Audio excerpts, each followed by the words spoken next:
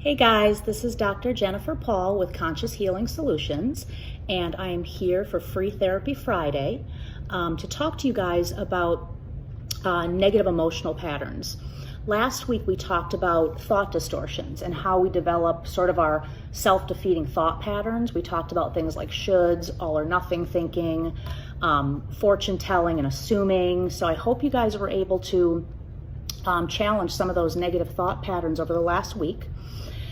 So just like we can develop negative thought patterns, we can also start to develop ineffective emotional patterns.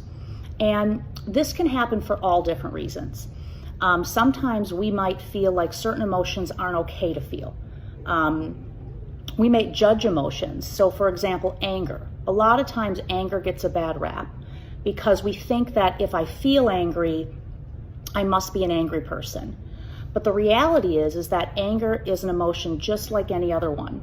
But anger is one that we might tend to bury or feel like, again, it's not okay to feel. We also might have grown up being told that certain emotions aren't okay. It's not okay to speak up for yourself. It's not okay to cry. It's not okay to get angry. And so we're told what feelings are okay and what feelings aren't okay. And that leads to judgment of emotions, judging some emotions as positive and some emotions as negative. So these patterns develop over time.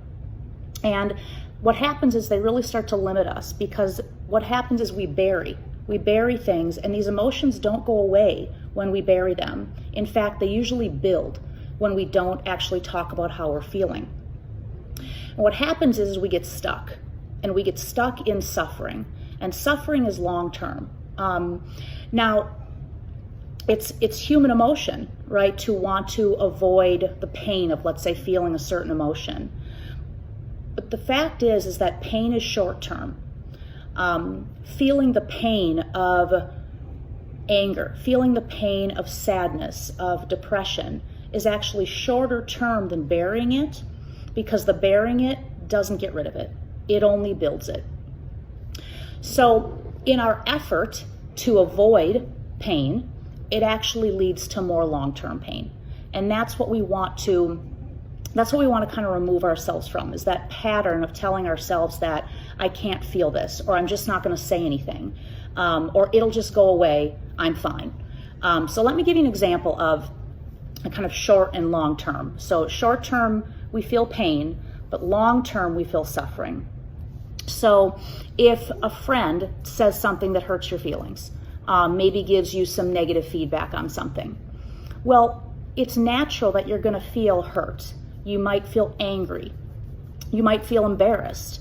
That's all natural reactions to the event. We have to allow ourselves to feel that, because if we don't speak up, if we don't say something, we start to bury it. And what happens there is the pain's still there. Maybe we start to hold the grudge, and ultimately the friendship may end, right? So that's long-term suffering. That's long-term negative consequences of not allowing ourselves to feel what's actually going on in our lives. So I want you guys to practice doing a few things over the next week. First of all, really start to think about your emotional patterns. Are there some emotions that you deem as not okay? Let's take anger, right?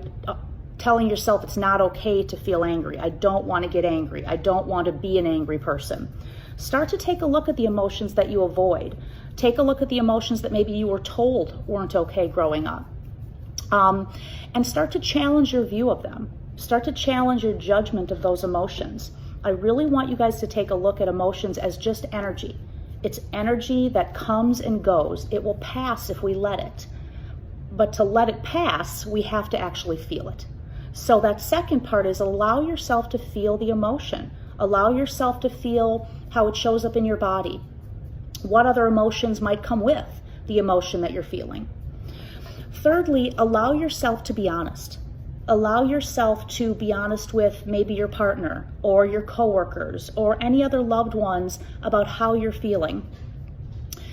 If people don't agree with how you're feeling, it doesn't mean that what you're feeling is wrong. It just means that we all have different emotional reactions to different situations. In some cases, we also might need to go to therapy, start to release maybe some of those deeper emotions that we continue to hold in. to have a therapist to give you sort of that second set of eyes, right? Another view of your emotions can be helpful to really normalize what you're feeling. And I also want you to think about the fact that all emotions serve a function. Our emotions are there for a reason. They tell us things. So for example, the emotion of fear tells us that something isn't quite right. Maybe there's something we have to take a look at. Maybe there's something that we need to move or avoid or end, maybe a relationship. An emotion like anger, that serves the function to maybe tell us that, maybe I need to speak up. I'm not okay with this, all right? They tell us things if we listen to them. If we allow ourselves to feel them, our emotions can actually help us to make decisions. So I want you to keep those things in mind over the next week. There's a lot of different things that we can talk about when it comes to emotional awareness or kind of unplugging from our ineffective emotional patterns.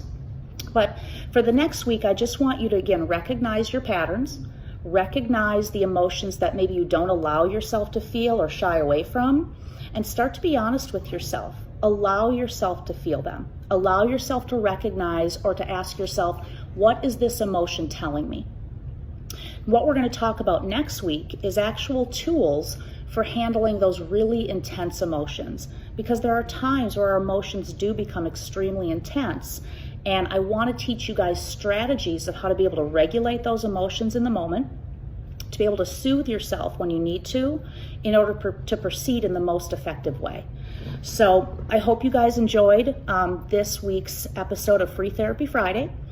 And I look forward to speaking with you next week and giving you some tools and strategies to help to really regulate the intense emotions that you feel. Take care.